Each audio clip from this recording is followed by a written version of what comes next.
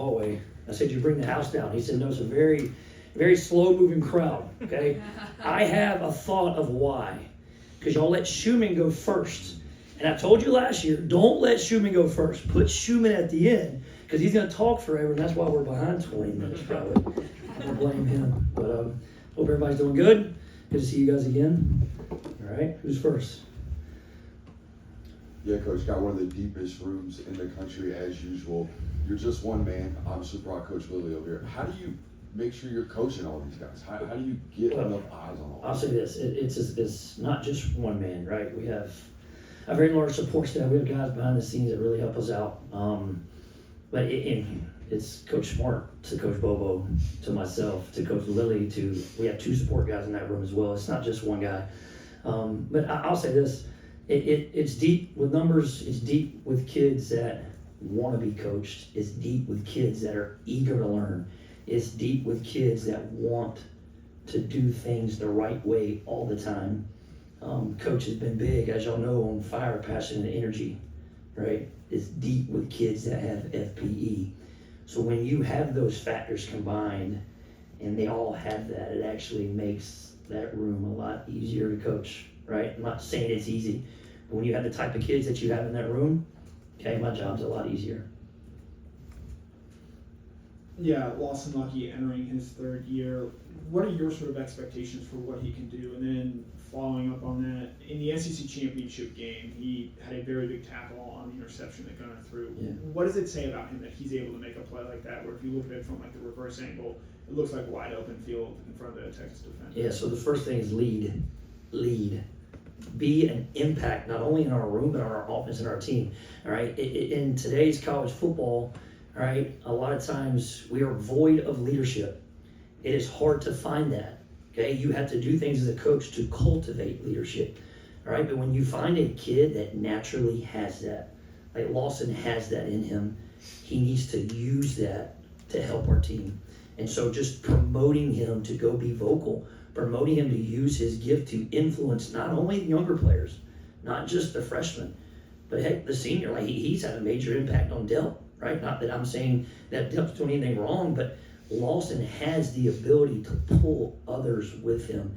And so that's been the biggest challenge with him. And then that tackle in the SEC championship game, you know, we talk about being selfless, okay? Our motto in the tight end room forever has been feed the fire, okay? And there's a story that goes to that. You can probably Google it and see the poem, but we always say feed the fire. And long story short, it's about putting the team before yourself, truly being selfless. And in today's world, it is really hard to do that, right? And Coach Smart has talked about, you know, if we can find the guys that really fit our program that put the team before themselves, then you're going to be pretty dang successful, right? Well, Lawson is that. He's the true example of being selfless. And, you know, just it's a pick, it's a bad play. He very easily could have just gave up on it, but he didn't. He shows relentless effort to finish and got the guy down and was a monumental play in that game.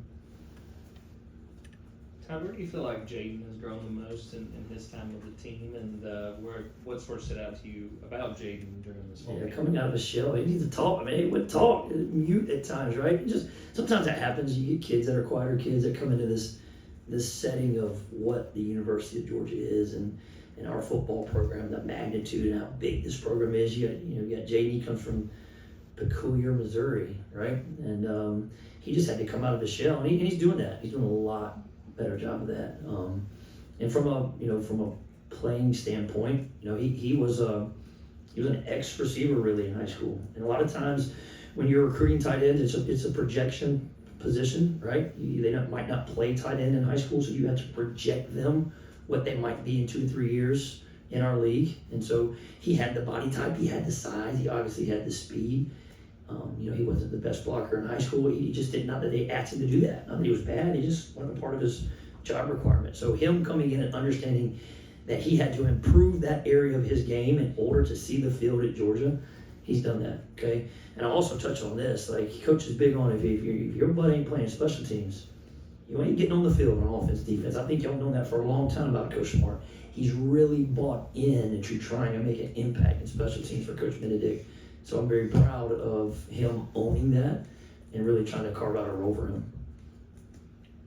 I was going to ask you about working with, Over here. Okay, that's what's up. amen. About working with Coach Lilly. Yeah.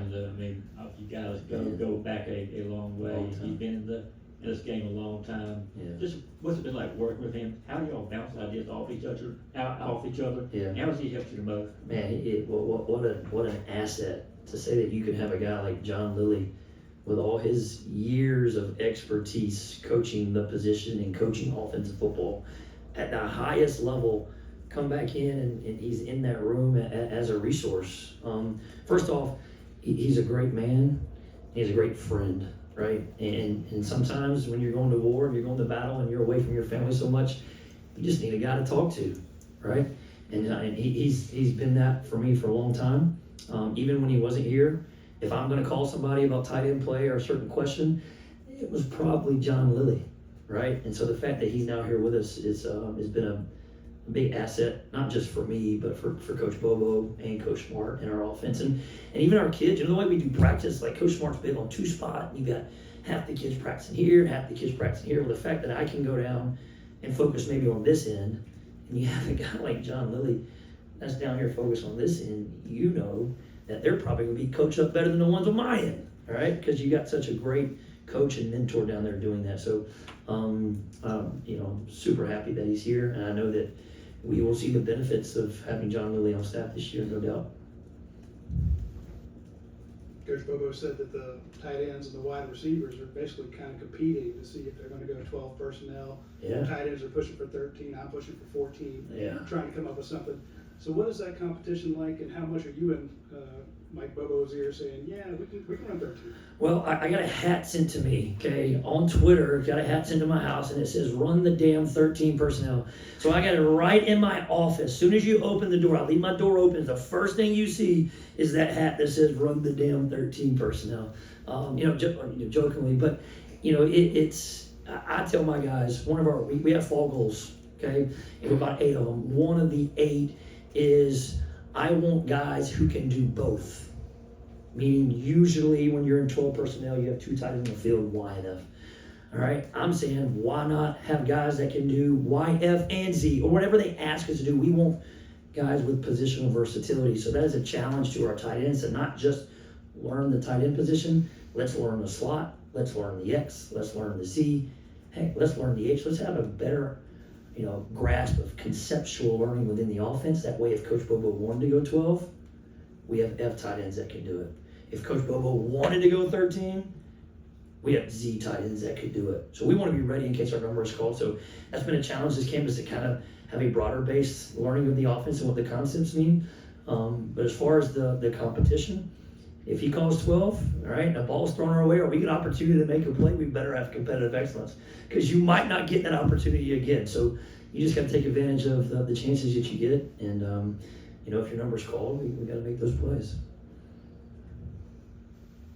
Todd, do you have a plan for the true freshmen to get offensive snaps, like a plan to be able to take advantage of their talents? Well, my plan for the true freshman right now is to make to practice 6 and then practice 7 and then practice 8 of training camp.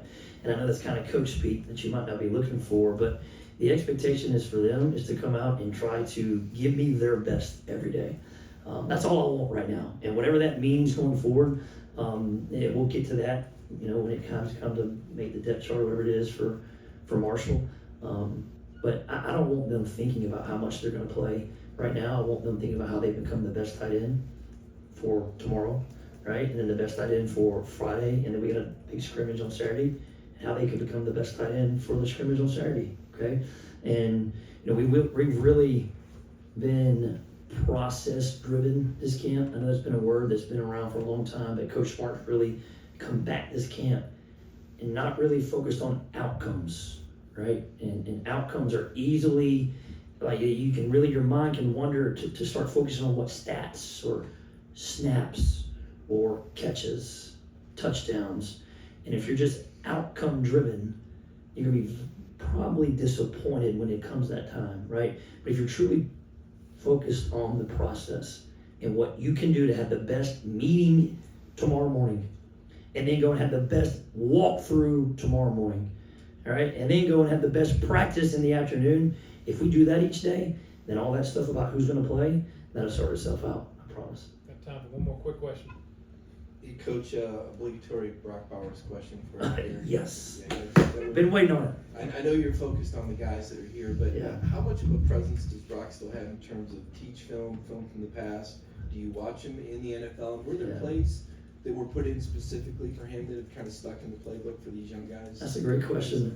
I'll say this: we actually, I think Coach Smart does a great job, Coach Bobo does a great job, and then it goes to us as position coaches of really using guys that have been in our position that are now having success in the NFL as teach tape for the younger players, right? So not just Brock. Do I use Brock? Yes. Do I use Brock a lot? Yes. All right, but I also use Darnell. I always use Ben Yursek. He's in Minnesota right now, and they're talking about him making the 53, and he was undrafted. All right, so you get those stories, and you use those things that those kids have done. You're like, look at the success they're having in the league, and it just shows those guys that, hey, maybe what they're doing at Georgia actually does translate to the next level, right? But as far as the plays, I'll say this: when it comes to game planning, as an offensive play caller, as an offensive staff, you try to design things that showcase your best player's strengths.